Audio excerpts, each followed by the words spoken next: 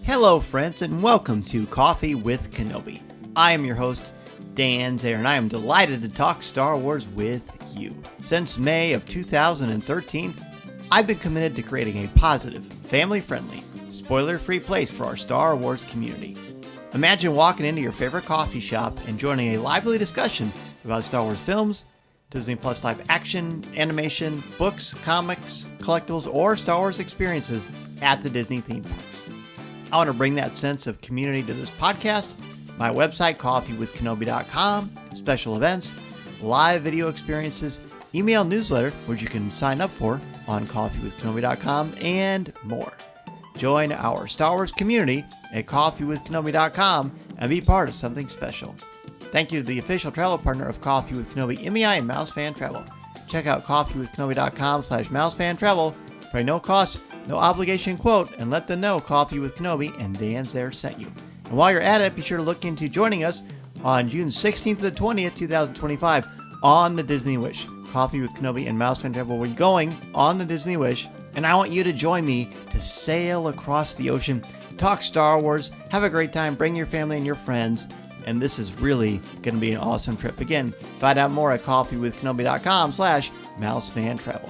On today's show, I bring you an exclusive interview with the legendary Star Wars icon, Doug Chiang. I get an exclusive interview with Doug at this year's D23 in Anaheim, California at the Anaheim Convention Center in the Lucasfilm Pavilion right after he does a presentation of what Stagecraft and the volume is like, and you're going to hear that after this intro, followed by my interview with Doug.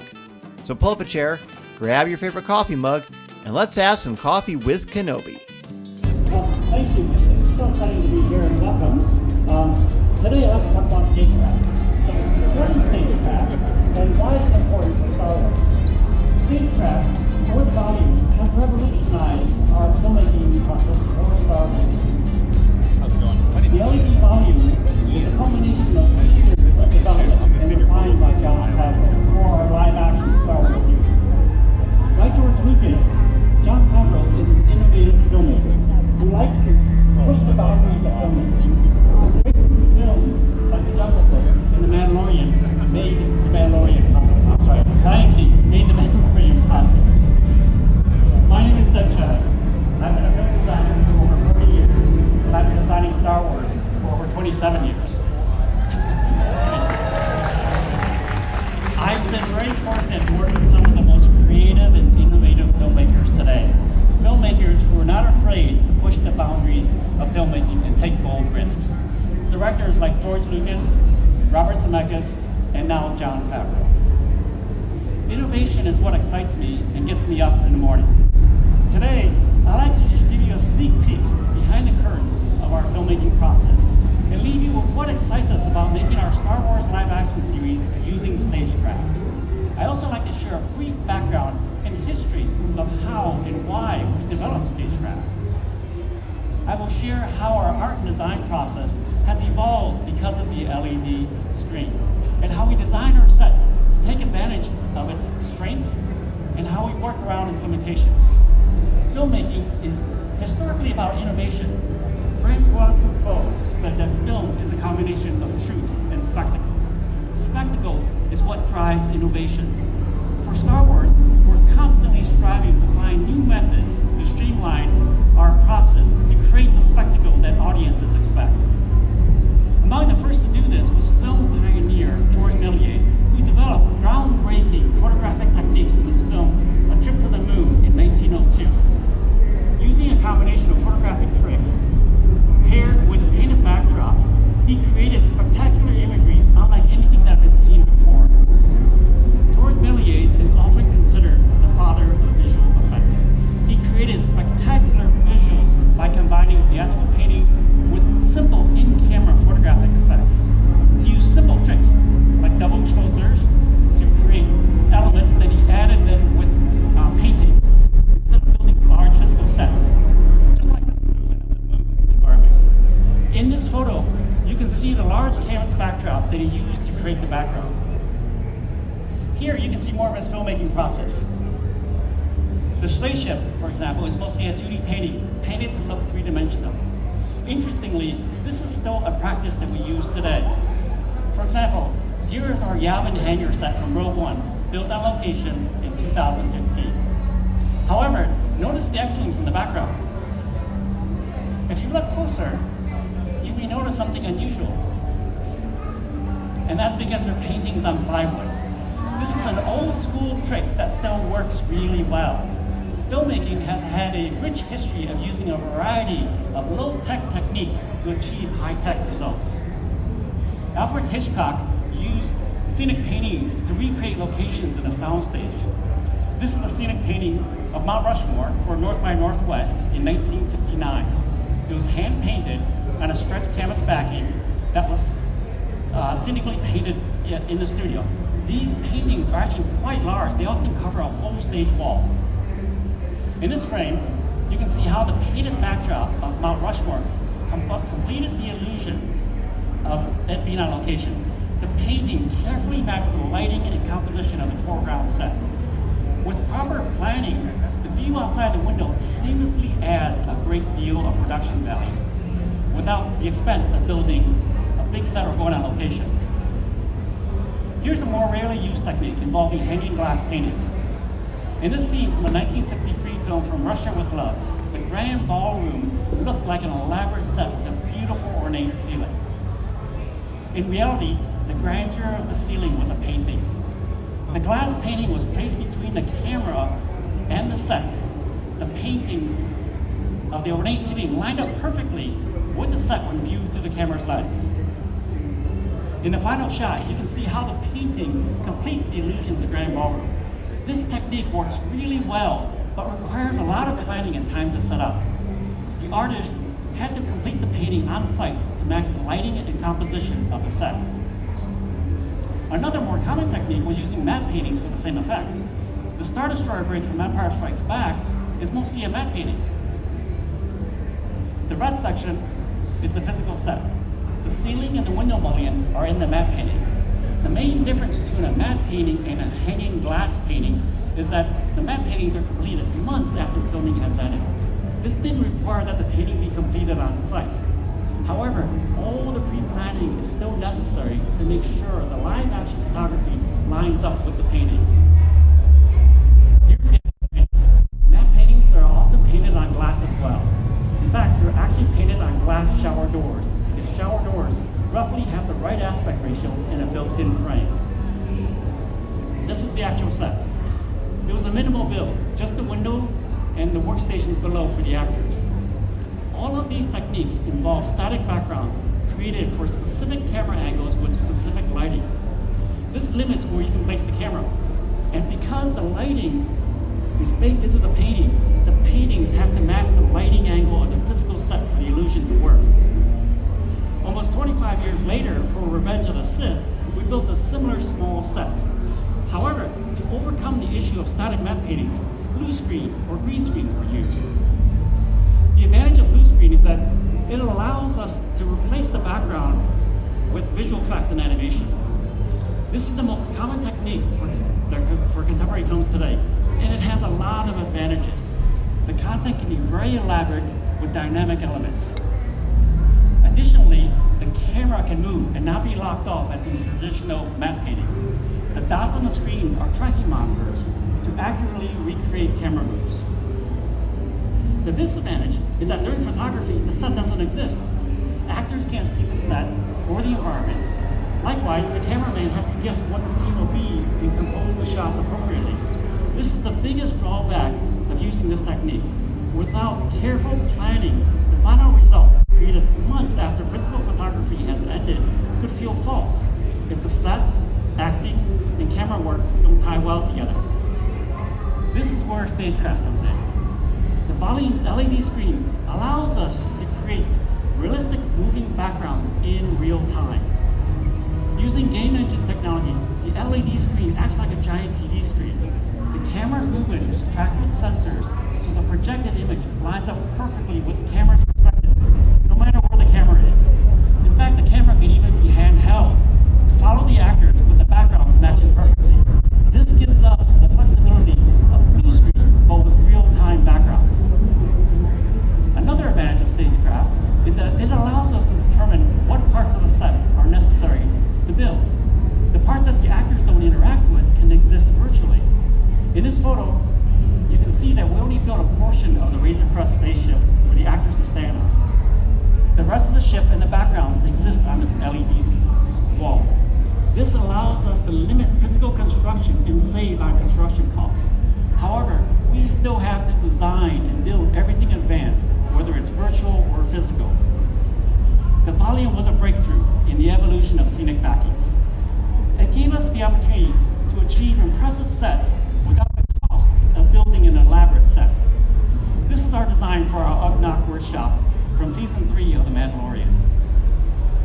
We wanted an elaborate droid repair shop in the bowels of the city with dozens of droids being repaired and built. This design had a lot of production value and would have required an extensive and expensive set build. In fact, this is the extent of our physical set for our Ugnaught workshop. It was a minimal set, mostly the floor, table, and the lighting fixtures. And here's the complete set with the volume turned on. When you walk into our volume set, the illusion is so real that it's sometimes hard to tell what is virtual and what is physical. The volume allows us to achieve in-camera shots. This is important for 2 reasons. First, it allows the actors to see what they're supposed to see and react accordingly. Second, it allows the cinematographer to frame the shots and compose the scene without guessing. Because it's a real-time render, lights can be adjusted dynamically. In this scene, we can adjust the sun to simulate different times of day. The virtual background can also be rotated as needed for better composition. But one of the coolest advantages of the LED screen is that we can bring distant locations into our sound stages, meaning we don't have to take the entire crew out on location and deal with unpredictable weather and lighting. We bring the location to us instead of going on location. This doesn't mean that we don't go on location anymore. We still do. Only instead of a full crew of hundreds, it's only a couple of people to scan the real location so we can recreate it virtually. Additionally, since the screens completely surround our set, the characters are lit by the LED screen as if they were in the actual environment. The LED screen provides most of the lighting. Reflections are real and captured in camera. We can also control the time of day, meaning that we can have unlimited magic hour, a cinematographer's dream. We no longer have to chase the light anymore.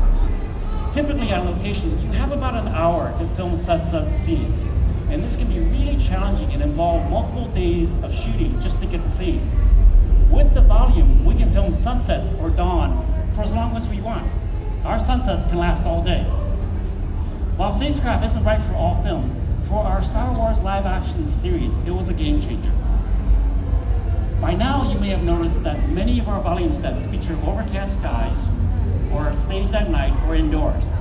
And that's because one of the major challenges is direct sunlight. Harsh, bright light will contaminate the screen and wash them out.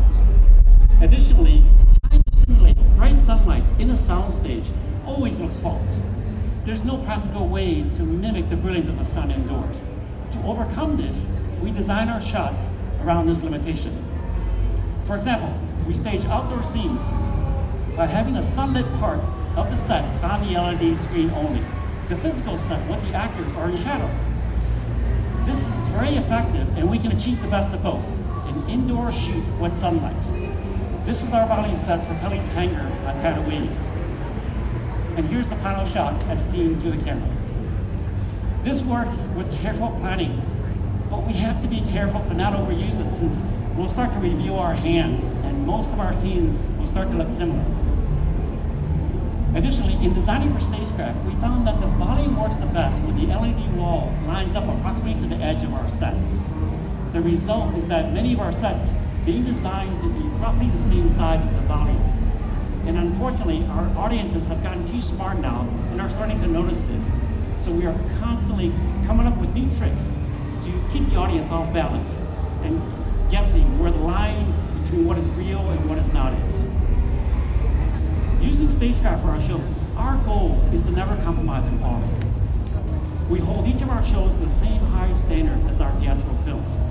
Over 5 years and after 7 live action series, we've learned to embrace these limitations. I found that the most creative work is done with the fewest choices and the most restrictions. Orson Welles once said, "The enemy of art is the absence of limitations." To do this, we've developed a workflow that streamlines our design process. Much of the work that is done typically in post-production is now done up front before principal photography. Decisions have to be made and committed early. We have merged pre-production and post-production design into one seamless process. Digital sets are built in parallel with physical ones. Visual effects and set extensions have to be designed and finished in advance as well. In designing for our series, time is always a limiting factor. Once the film date is set, the clock starts ticking. Typically, that's about 30 weeks out or 7 months. That may seem like a lot of time, but it's not. Especially if you consider that we're designing and building 3 feature films with the sets, characters, and vehicles in about 2/3 the time of a feature film. Here's how we do that. I like to break down 5 sets from our series to share how Stagecraft is vital in creating our Star Wars universe. First up, this is the painting for Alderaan, for Obi-Wan Kenobi. We wanted to create an epic shot to feature the beauty of this planet. This landing platform design was inspired by the Bespin landing platform from Empire Strikes Back. The similar form language of the landing platform gives design continuity to Star Wars. This scene from Empire Strikes Back was mostly a matte painting on glass by Ralph McQuarrie. The black area is the live action set for the actors. And here's Ralph McQuarrie painting the matte painting on the glass shower door. The camera was locked off, so we only saw the scene from this angle.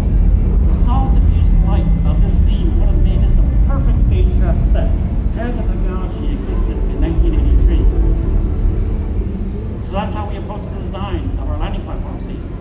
We deliberately designed it to be within the shadow of a building to mitigate the direct sunlight issues. And as before, the sunlit part would be on the LED screen. This is the layout of our set. The curved egg-shaped wall is our LED screen. We only built the landing platform and the ship's ramp. The blue area represents areas that will be replaced with visual effects afterwards. Here's the LED content turned on with our set. And this is the LED wall. The ship was actually replaced and augmented with visual effects in post-production because the LED screen was too close to the actors and wouldn't hold up in a close-up. In reality, this was all that we built for the ship for filming. Mainly the ramp for the actors and the blue walls representing the ship's doorway.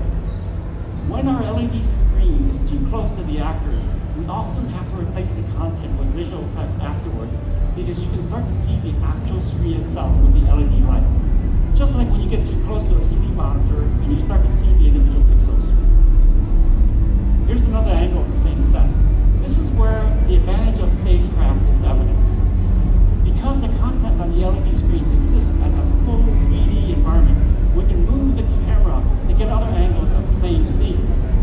It offers us opportunities to come up with new shots on the day. And here's the final shot. The foreground is our physical set with the actors. The ship was added in post-production with visual effects, and the background is the volume. For our conference room for Obi-Wan, I wanted to take advantage of the volume and try something different. This was our concept painting of that set. This conference room is located in the underwater fortress of Nur, and I thought it would be fun to turn this set into an inverted aquarium with huge windows and a skylight that looked out into the water. This scene was supposed to be emotionally tense, so the weight of the water outside adds a layer of visual tension. You feel uneasy standing in here. The set was designed to get the maximum visual impact with the minimum amount of physical construction. Here's the concept painting of the design looking back at the entrance. Once the design was approved, we broke down the design to figure out how much of the set should be built. Because the action centered around the conference table and the entrance, that was all that we built. The floor, the table, and the entrance. Basically only the essential pieces for the actors to interact with. The rest of the set existed virtually. And here's our volume turned on. The diameter of the room exactly matched the diameter of the volume set, and the seams in the ceiling actually lined up with the top window blinds. This set was specifically designed to take advantage of the strengths of the volume. Everything on the virtual content was rendered in real time, including fish outside the windows. Notice that the reflections are real and ties the virtual content with the real set. We often design our sets to have shiny floors to take advantage of LED reflections. For Ahsoka, we designed this elaborate bridge for the Siam Bridge. The design was inspired as if you were inside a giant clockwork mechanism with all the intricate moving parts. This would have been a very expensive set to build.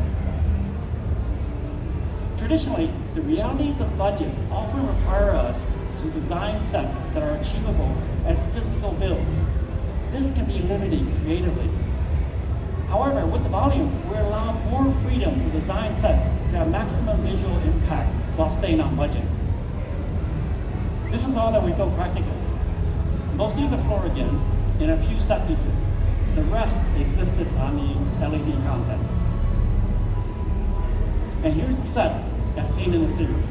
The hyperspace out the window was animated live and filmed in camera. For the city of Dayu for Obi-Wan, we wanted to create a bustling Hong Kong-like street with a lot of production value.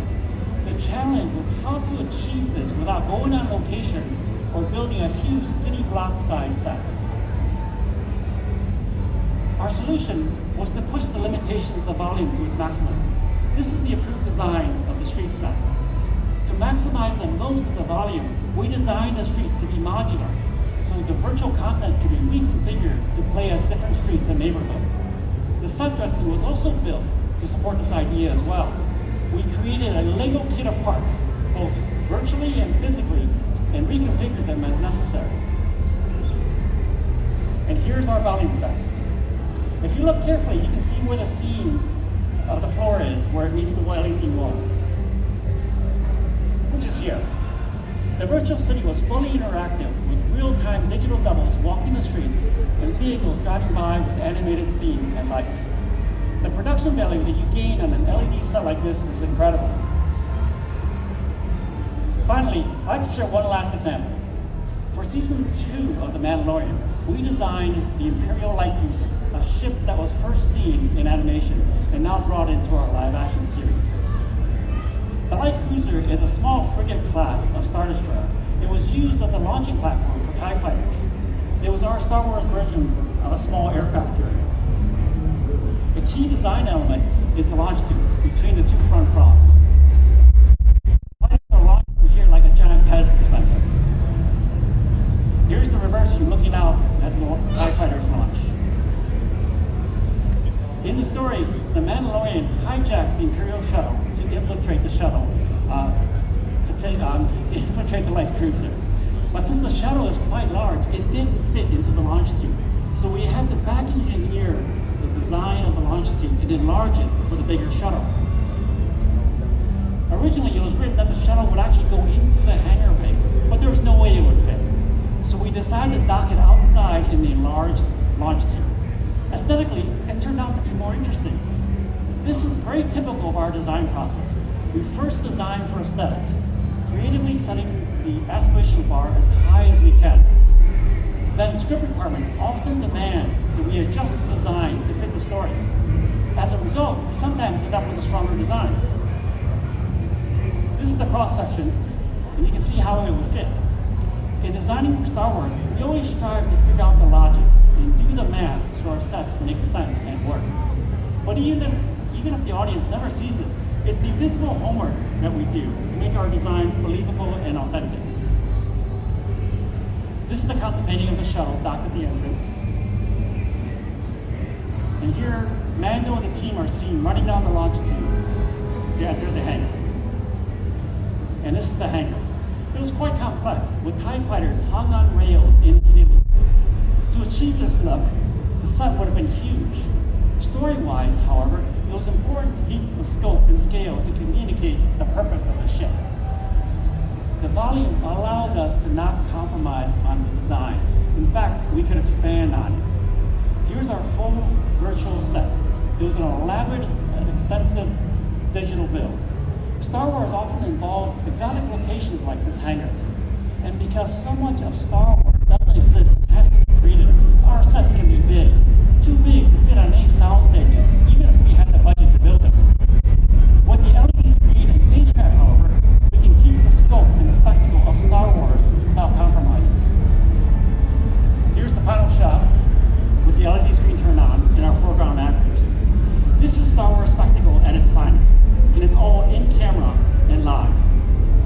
From George Méliès and over 100 years of filmmaking innovation, we have now achieved live interactive backgrounds that Méliès only could have dreamt of. Thank you.